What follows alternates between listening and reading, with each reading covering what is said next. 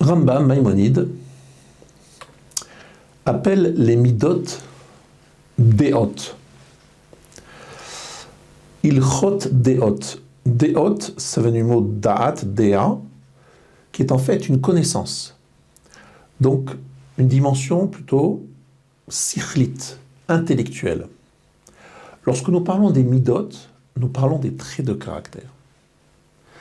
Comment se fait-il que Maïmonide Rambam ait utilisé un terme qui a priori n'est pas du tout approprié, le mot deot, alors qu'il parle de midot? Je répète, midot, c'est des traits de caractère qui sont donc profondément ancrés dans notre nature. Deot, ce sont notre façon d'appréhender le monde, notre hashkafa, notre façon d'intellectualiser, de comprendre et d'appréhender le monde. C'est donc plutôt intellectuel. Comment est-ce que l'on peut utiliser un mot qui est le mot deot pour parler de midot? La question que pose le Rav Wolbe dans son livre Aléchour. En fait, pour répondre à cette question, nous allons essayer de réfléchir, par exemple, à la mida du kaas, c'est-à-dire le trait de caractère de la colère. Quelqu'un qui est en colère, il faut bien comprendre qu'il y a deux facettes à cette mida de kaas, cet attribut de la colère. Le premier, c'est évidemment lorsque monte en lui cette colère qui vient du fond de son cœur, de ses tripes.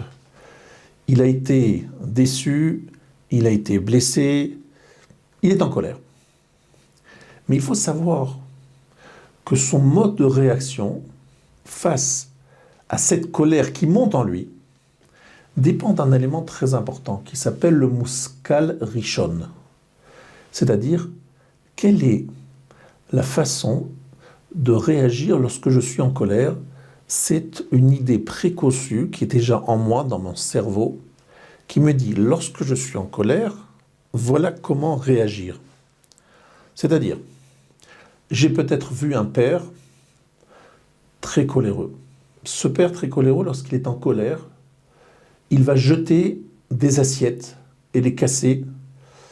Il va déchirer des chemises. Il va peut-être renverser la table.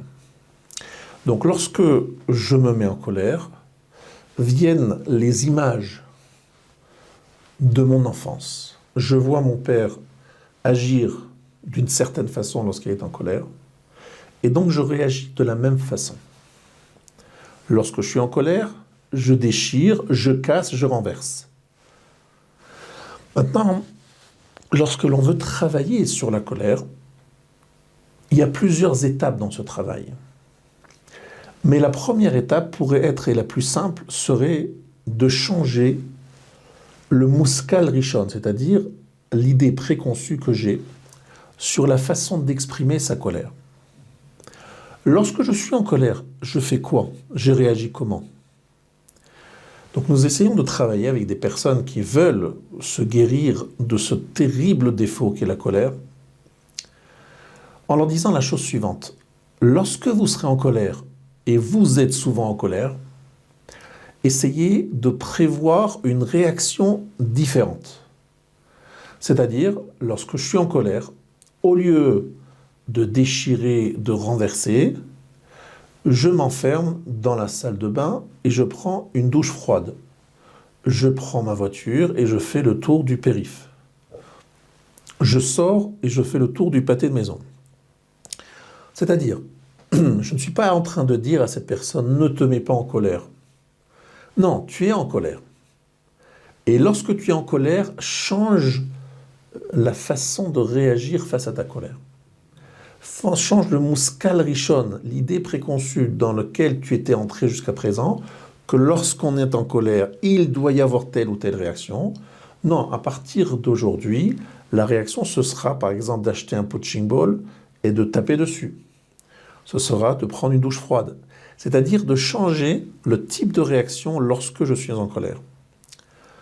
Voilà pourquoi nous parlons de deot. Il y a les midot et il y a les déot. Les midot, ce sont des traits de caractère. Donc nous avons parlé de la colère, qui utilise une sorte de banque de données qui se trouve dans notre cerveau, qui dit, voilà, lorsqu'on est en colère, voilà quelle est la réaction qu'il faut avoir. Et je veux changer cette banque de données. J'ai de la tava, j'ai du désir, je veux me faire plaisir. Donc, jusqu'à présent, j'étais capable de manger toute une tablette de chocolat. Je veux me guérir de ce défaut qui est le désir. Donc là encore, il faut que je trouve quelque chose de beaucoup moins nocif qu'une tablette de chocolat pour assouvir mon désir, mais d'une façon beaucoup plus limitée. Donc c'est pour cela, dit le Rav, que les midot, ce sont des traits de caractère qui réveillent en nous des choses, mais qui nécessitent, qui réveillent d'abord dans notre cerveau, et cherchent dans la bibliothèque qui se trouve dans notre cerveau, quels sont les types de réactions à avoir lorsqu'on a telle ou telle envie. Première chose à faire, c'est de changer justement ces mouscalotes, cette image, ces images qui sont dans notre cerveau. Et là, vous avez bien compris que c'est beaucoup plus facile d'y arriver que simplement de dire à quelqu'un, à partir d'aujourd'hui, tu ne te mettras pas en colère. Vous savez tous que c'est très très difficile de changer de mida. Vous le savez que Israël Salanter disait que c'est plus facile de traverser tout le chasse et de le connaître que de changer une seule mida. Parce qu'un trait de caractère, c'est tellement ancré en nous qu'il est très difficile de changer. Par contre, la façon de réagir lorsque tel ou tel mida, tel ou tel trait de caractère se réveille, apparaît, ça, c'est beaucoup plus facile. Et pour cela, il faut se répéter plusieurs fois, voire faire un accord avec son épouse, parce que souvent, la personne qui souffre le plus de ce trait de caractère, c'est notre épouse, et lui dire, lorsque je me mets en colère, faisons un accord, que tu me rappelles que la porte est là, qu'on a pris un accord, que lorsque je suis en colère, je sors de la maison et je fais le tour du pâté de maison, ou je prends la voiture et je vais loin. En clair, on s'est organisé pour mettre en place une réaction, on va dire, acceptable à une situation colérique. Et cela, c'est Ilchot Deot. Donc en fait, le Rambam, dans Ilchot Deot, qui sont l'Ilchot Amidot, il veut nous apprendre à avoir des réactions différentes lorsque des midot apparaissent et qui doivent nous permettre de combattre ce terrible défaut qui est par exemple la colère. Mais comprenons bien la place très très importante de le dimayon, c'est-à-dire du fantasme, de l'imaginaire. Et rappelons-nous aussi la très grande place de l'exemple. Nous avons vu pendant notre jeunesse certaines réactions, on se sent obligé, entre guillemets, de réagir de la même façon. Non, changeons le logiciel sans changer obligatoirement de nature. Donc j'ai des natures compliquées, mais le logiciel, je le change. Pour y arriver, il va falloir que j'apprenne à me connaître moi-même. Et une des choses sur lesquelles nous devons travailler, c'est de savoir et de connaître les 4 éléments fondamentaux dont nous sommes constitués. Nous sommes constitués du Yesod HaEsh, c'est-à-dire le feu, Yesod HaMaim, l'eau, Yesod HaRuach, l'air, et Yesod HaAfar, la terre. Un être humain, même d'ailleurs les animaux, sont composés de 4 éléments fondamentaux. Le feu, l'eau, l'air et la terre. Le Rav Chaim Vital, dans son livre Sha'arei Kedusha, il nous rappelle que chaque yesod, chaque élément fondamental dont chaque être humain est composé, amène un certain nombre de défauts. Yesod HaEsh, prenons l'exemple du feu. Le feu amène la Ga'ava. La Ga'ava, c'est l'orgueil, l'arrogance, Kaas, la colère. Kpeda, être rancunier. Tzrara, il faut la reprendre le dessus. Redifat kavod, rechercher l'honneur. Et Sina, la haine. C'est important parce que lorsqu'on essaye de se connaître soi-même, savoir que tout cela, c'est une même famille. Et donc, on est tous composés de ces 4 éléments fondamentaux, mais on peut avoir plus de pourcentage de esh, de feu, nous-mêmes que quelqu'un d'autre. Alors là, c'est le côté négatif, évidemment. Le feu, c'est aussi l'enthousiasme. Ça peut être la capacité de se donner des objectifs et d'être ambitieux.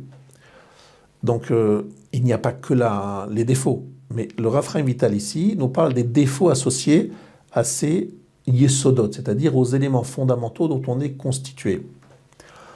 L'eau, c'est ahavat ta'anugim, c'est ce qui nous amène à aimer les plaisirs, comme rechercher, aimer l'argent, les femmes et la jalousie. Ruach, c'est l'air.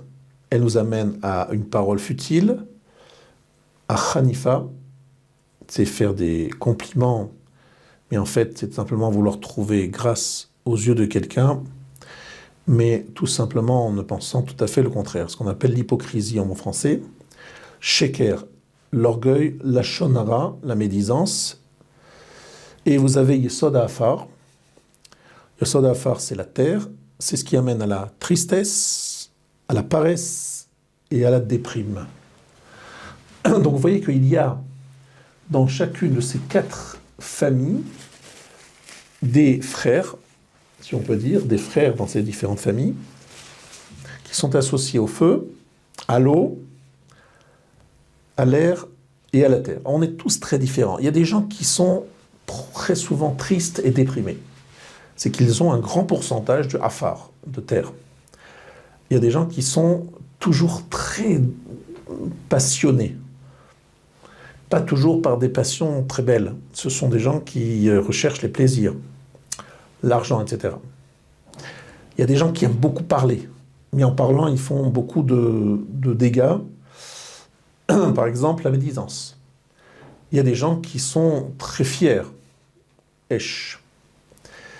Donc évidemment, l'inverse de ces 4 défauts, c'est la anava, l'humilité.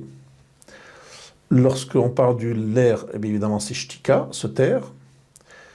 Yesod Amaim, celle qui recherche le plaisir, c'est mi'us bechol tanoué agouf, donc être éloigné de tous les plaisirs de du corps, et simcha, la joie par rapport à Yesod Afar. Ça veut dire que le Rav Chaim Vital, qui est donc l'élève du Harizal, l'élève par excellence du Harizal, qui a écrit tout ce que le Harizal, enfin une partie de ce que le Harizal a dit, nous enseigne à apprendre à nous connaître en essayant de trouver quelle est notre nature, à travers ces 4 éléments fondamentaux qui devraient nous permettre de voir plus clair en nous. Parce que quand vous l'avez compris, mon but c'est de vous apprendre à voir plus clair en vous. Pour cela, ça prend du temps. Ça demande des efforts. Et nous, on aimerait changer comme ça d'un coup, parce qu'on a décidé à Yom Kippour, à Neila, qu'on allait changer, et puis on se rend compte que c'est pas facile. Alors pour y arriver, il faut d'abord apprendre à se connaître soi-même. La première étage de la connaissance de soi, ce sont les 4 éléments fondamentaux, avec ces 4 familles de défauts que l'on retrouve en général ensemble. Les gens qui sont orgueilleux sont souvent coléreux, rancuniers, et ils recherchent des honneurs évidemment, et ils sont dans la haine. Donc on trouve qu'il y a des familles. Le but à atteindre, c'est de créer dans sa tête, dans son cœur, une sorte d'échelle dans laquelle il y a la Mida Tova, la plus grande Mida, la Mida parfaite que Hachem a donnée, où j'excelle, la Mida, le trait de caractère où je suis absolument détestable, et entre ces 2 extrêmes, mettre au fur et à mesure les qualités dans lesquelles nous sommes gratifiés et les défauts dans lesquels véritablement nous avons un travail à faire. Donc c'est un travail sur soi qui ne peut se faire qu'à travers un travail régulier d'écriture dans un petit carnet tout à fait intime où je note les différentes réactions de midot, de traits de caractère que j'ai eu dans la journée pour essayer après d'avoir une définition de ce que je suis, de ce que je ne suis pas. Voilà ce que nous enseigne le maître le Rav Wolbe dans son livre Aléchour, dans le premier volume. Très bonne journée.